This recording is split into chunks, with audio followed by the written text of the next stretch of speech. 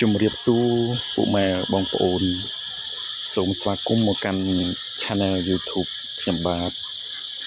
ហើយសង្ឃឹមថាបងប្អូនសុខសប្បាយទាំងអស់គ្នាសូមអរគុណច្រើននឹងជូនពរដល់ការតាមដានវីដេអូរបស់ខ្ញុំហើយសូមសិទ្ធិពរជ័យ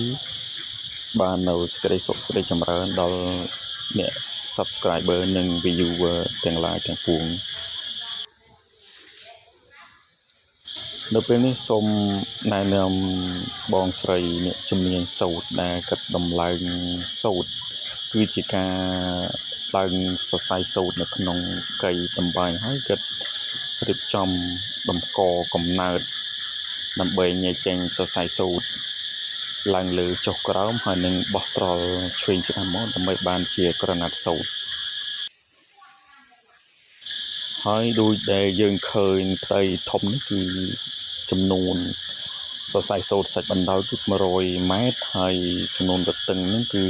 6000សរសៃហើយសរុបមកគឺការធ្វើសម្រាប់កណាត់កាត់ខោអាវធំបែបនេះបើយើងឃើញជាក់ស្ដែងគឺដឹងហើយថាសូត្រគឺមិនមែនការងារសូត្រគឺមិនមែនអ្នកណាក៏អាចធ្វើបានទេគឺត្រូវអ្នកដែលមានទេពកោសល្យពីកំណើតអំណត់អត់ធន់កាយវាចាចិត្តដល់ទាំងព្រមគឺអំណត់មហាអំណត់ក្នុងម៉ោងការងារគឺភ្នែកល្អកាយវាចាចិត្តប្រត់អារម្មណ៍រត់កាយវាចាចិត្តទាំងព្រមទើបអាចធ្វើបានហើយមិនឲ្យរំលងមិនឲ្យដាច់អីទេគឺតែគឺយើងតទៅវិញបានប៉ុន្តែគឺមិនឲ្យរំលងមួយសរសៃណាទេតែបើរំលងគឺខុសហើយជំហានបន្ទាប់សម្រាប់អ្នកត្បាញគឺមិនអាចត្បាញបានទេគឺទូទៅគឺថ្កគឺប្រពៃណីខ្មែរយើងថ្កគឺមានថ្កកំណើតគេមាន2ទៅ3ក្រាស់ជាង2ហើយនេះគឺថ្កកំណើត2ដើម្បី